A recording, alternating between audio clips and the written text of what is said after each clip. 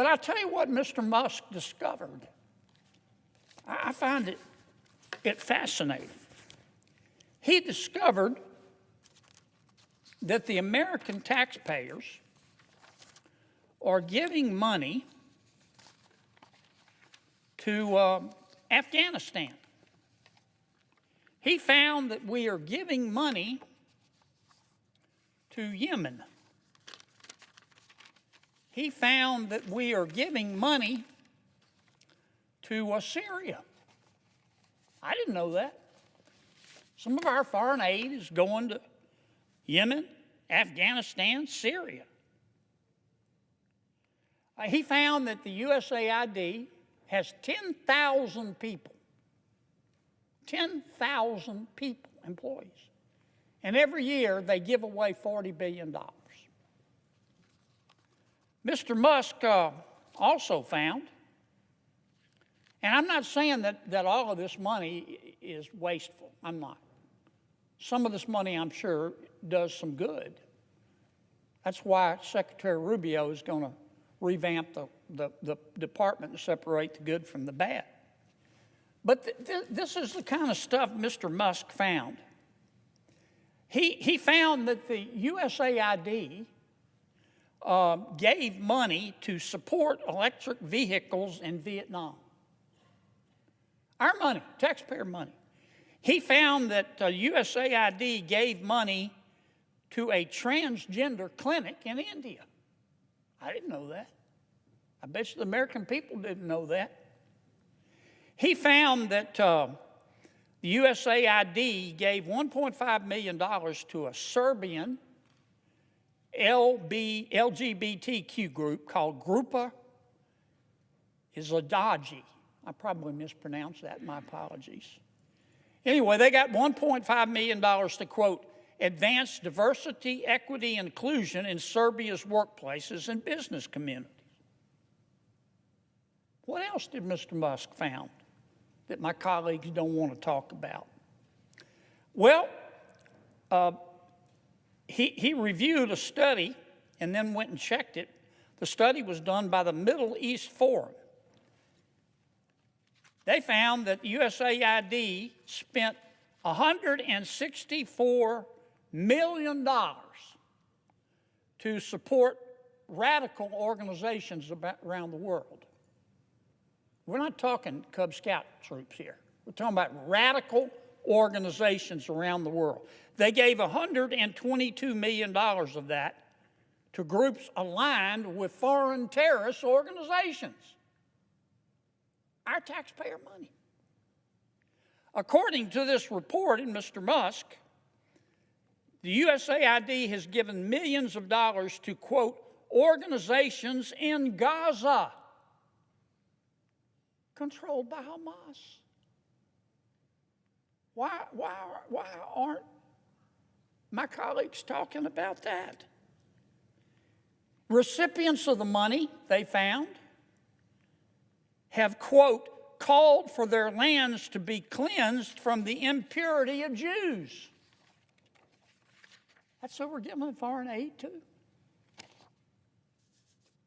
What else? I'm not going to spend my whole time talking about this, but nobody else is talking about it. They're just talking about the process and Mr. Musk, and he's a mean guy, and he shouldn't be looking at our spending.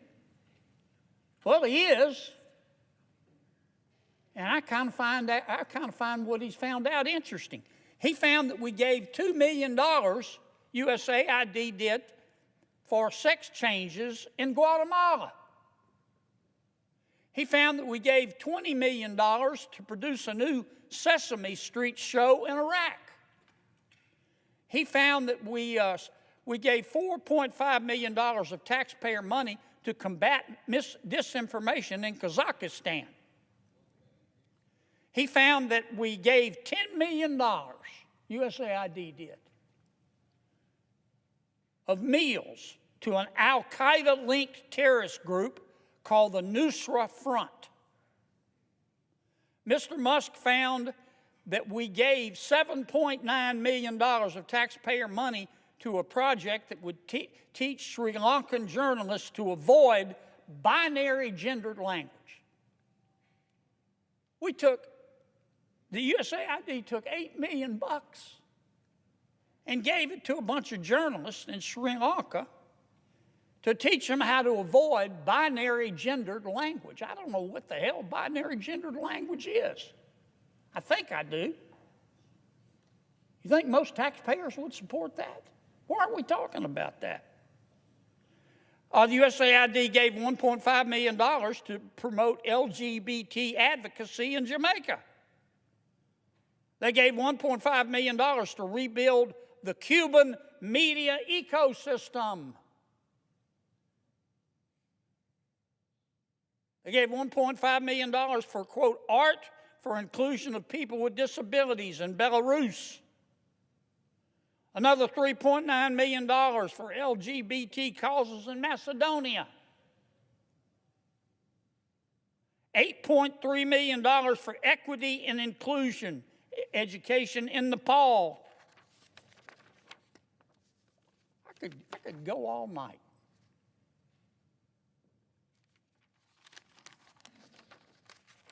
And many of my colleagues are upset. They're really mad at Mr. Musk. Hell, I think we ought to give him a medal.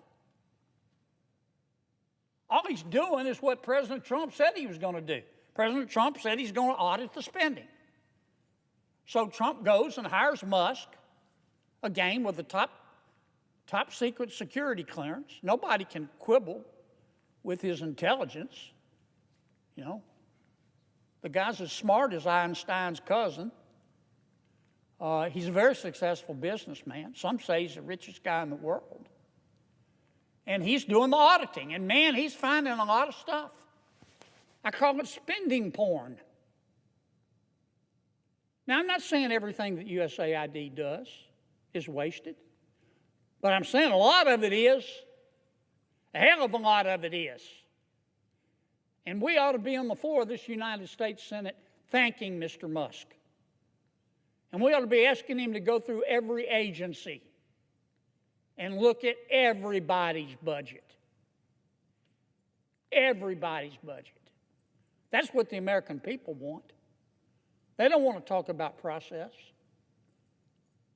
They don't want to continue with the Washington way. They want to save some money. Now, let me tell you what's really going on here, too, Mr. President. For 4 years under President Biden, and for 8 years under President Obama, and I respect both of them. I don't hate anybody. I don't. When I say my prayers at night, one of the things I ask God, God, don't let me hate, because it's hard in Washington. Don't let me hate. I have all the respect in the world for President Biden and President Obama. Tough job. But between them, they spent 12 years in Washington. And presidents set the tone.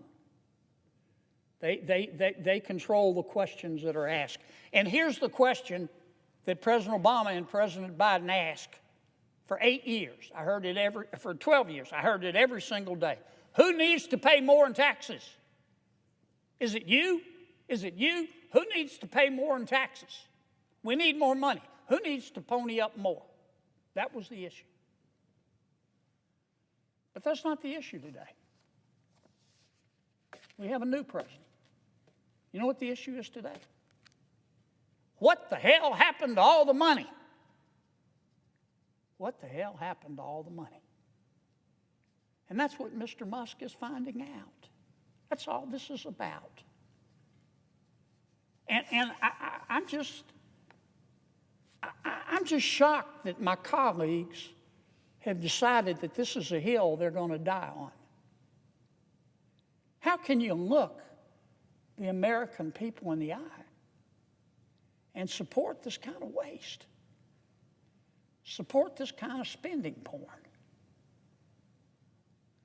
I mean, the election to me made at least one thing clear, that the American people are sick and tired of people in Washington denying reality.